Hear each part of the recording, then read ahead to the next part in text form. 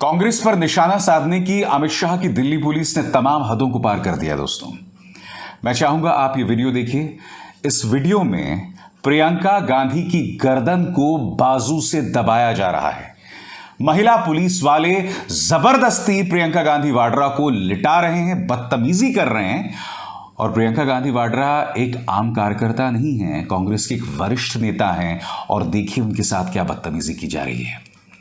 अब मैं आपको ये वीडियो दिखाना चाहूंगा जो एक ट्विटर यूजर ने किया है और स्लो मोशन में दिखाया जा रहा है कि प्रियंका गांधी वाड्रा के साथ किस तरह की बदतमीजी कांग्रेस के ब्लैक प्रोटेस्ट के दौरान की गई।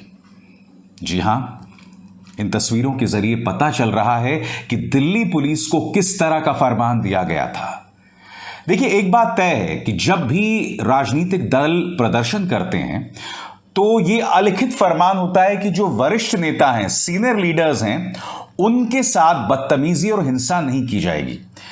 मगर एक लंबी परंपरा चली आ रही है, चाहे हाथरस हो, चाहे संसद के अंदर मामला हो, चाहे किंग्सवे कैंप के आसपास धरना प्रदर्शन की बात हो, हर जगह दिल्ली पुलिस ने, या ये कहा जाए भारतीय जनता पार्टी से जुड़ी पुलिस ने लगातार कांग्रेस के नेताओं के साथ इस तरह की बदसलूकी की है। और यहां इन्होंने तमाम हदें पार कर दी हैं दोस्तों, जब एक महिला नेत्री के साथ इस तरह की बदसलूकी की गई है। यहां जवाबदेही किसकी है बताइए।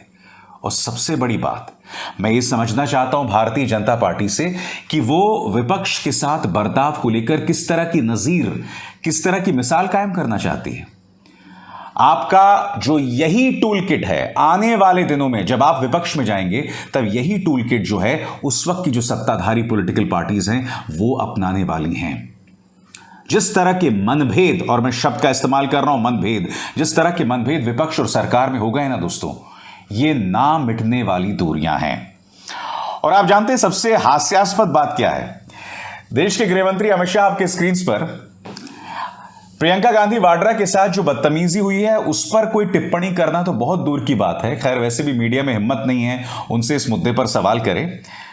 वो ये बात कह रहे हैं कि कांग्रेस आज जो ब्लैक प्रोटेस्ट कर रहा है, यानी काले कपड़े पहन के संसद पहुंचा है, दरअसल वो भगवान राम का अपमान है। क्योंकि आज भगवान राम के मंदिर का शिलान्यास हुआ था। यानी कि कुछ भी कहना। देश के गृह मंत्री अमित शाह को पता होना चाहिए कि कांग्रेस एक पॉलिटिकल पार्टी है जो वोट्स के लिए लड़ाई लड़ती है। अगर कांग्रेस वाकई ऐसे कर रही होती जिसमें वो भगवान श्री राम के मंदिर के शिलान्यास वाले दिन में श्री राम का अपमान कर रही होती तो क्या इससे उसे राजनीतिक फायदा होता। यानी कि आपको महंगाई से जनता का ध्यान भटकाना है तो आप कुछ भी कहेंगे। और सबसे अजीबोगरीब बात, जो बात अमित शाह कह रहे हैं वही बात इनका पालतू मीडिया कह रहा है। सबसे पहले मैं आपको बतलाना चाहूंगा कि अमित शाह ने दरअसल कहा क्या आपके स्क्रीन पर। आज ही के दिन श्री नरेंद्र मोदी ने श्री राम जन्मभूमि मंदिर का शिलान्यास किया था, इसलिए कांग्रेस तुष्टिकरण के लिए यह विरोध कर रही है। गौर कीजिए, कांग्रेस तुष्टिकरण के लिए यह विरोध कर रही है। यानी कि यहां पर भी मुस्लिम एंगल डाल दिया देश के गृह मंत्री अमित शाह ने। क्या करूं सर, आपको स्टैंडिंग ओवेशन दूं मैं। आगे, ईडी व महंगाई तो सिर्फ बहाने हैं, कांग्रेस का असली दर्द श्री राम मंदिर का बनना है। आज तो कांग्रेस ने एक कदम और आगे बढ़कर काले कपड़े पहनकर विरोध कर दिया है। मैं देश के गृह मंत्री से समझना चाहता हूं आपके बारे में, आपके जो चाटुकार हैं वो आपको देश का चाणक्य कहते हैं। मैं आपसे समझना चाहता हूं कि क्या अब आपके पास बिल्कुल भी तर्क नहीं रहे। यानी कि महंगाई का, बेरोजगारी का जो विरोध हो रहा है, आपके दो पार्टी के नेता रविशंकर प्रसाद और निशिकांत दुबे ये कहते हैं कि गांधी परिवार देशद्रोही है। गांधी परिवार इस तरह से विरोध करके देश का अपमान कर रहा है। एक तरफ तो देशद्रोही, अब यहां पर राम विरोधी, राम से नफरत करने वाला। यानी कि इनके पास कोई भी जरिया नहीं है, इनके पास कोई सोच नहीं बची, बस ले दे के वही देशद्रोह, देशभक्ति, धर्म, उसी में लोगों को उलझाए रखो। और सबसे दिलचस्प बात यह है कि इनके जो यहां से खाली अंधभक्त हैं वो इस पर विश्वास भी कर लेंगे। मैंने आपको कार्यक्रम में बताया कि इनका पालतू मीडिया भी लगभग वही जुबान में बात कर रहा है, जिससे पता चलता है कि किस तरह से टूल किट जो है पालतू मीडिया में सर्कुलेट किया गया है। मसलन ये जो एंकर है जिसके बारे में स्वर्गीय राजीव त्यागी ने बहुत ही ऐतिहासिक शब्द कहे थे, उसने क्या कहा? बिल्कुल वही बात जो अमित शाह कह रहे हैं। कश्मीर में धारा 370 खत्म होने और अयोध्या में राम मंदिर निर्माण के शिलान्यास की वर्षगांठ पर काले कपड़े पहनकर प्रदर्शन करना महज संयोग है। देखिए साहब, किस तरह से ये लोग पूरी ईमानदारी से भारतीय जनता पार्टी की नौकरी करते हैं। एक पत्रकार का फर्ज होता है जो सत्ता में है उससे सवाल करे। महंगाई, बेरोजगारी जिसका सीधा नाता इस देश के आम इंसान के साथ है, आप उस पर सवाल कीजिए। आप इस तरह से उस प्रोपेगेंडा को आगे बढ़ा रहे हैं।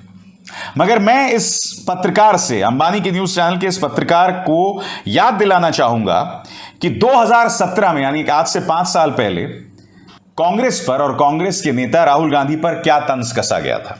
आपकी स्क्रीन पर biggest debate, biggest panel, Rahul का हिंदुत्व, अनमिसेबल जनेऊधारी हिंदू हैं राहुल गांधी, धर्म युद्ध में उलझा गुजरात चुनाव, राहुल के धर्म संकट में कांग्रेस। यानी कि जनेऊधारी यहां पर कह रहे हैं, मौसमी जनेऊधारी यहां कह रहे हैं। उसी तरह से आज तक का एक कार्यक्रम देखिए, दंगल, क्या राहुल गांधी के जनेऊ से कांग्रेस जीतेगी जंग? यह भी 30 नवंबर 2017 का कार्यक्रम है। इन दोनों की भाषा में कोई फर्क नहीं है। यह टूल किट 2017 से अब तक चला आ रहा है। मगर इन चैनल से मैं पूछना चाहता हूं कि पहले यह फैसला कर लो कि कांग्रेस हिंदू धर्म विरोधी है या फिर मौसमी हिंदू है, यानी कि राजनीति के हिसाब से जनेऊ पहन लेती है। दोनों में जमीन आसमान का फर्क है। पहले फैसला कर लो कि इन दोनों में क्या फर्क है। और जैसे मैंने कहा ना, सरकार के प्रोपेगेंडा को इनके पालतू मीडिया जो है वो आगे बढ़ा रहे हैं। मसलन ये जो पत्रकार है जिसने तिहाड़ जेल में रहकर पत्रकारिता का नाम रोशन किया है, वो क्या बोल रहा है आपके स्क्रीन पर।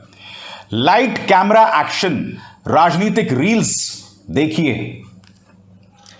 फिर देखिए यह तस्वीर, किस तरह की बदतमीजी प्रियंका गांधी वाड्रा के साथ की जा रही है।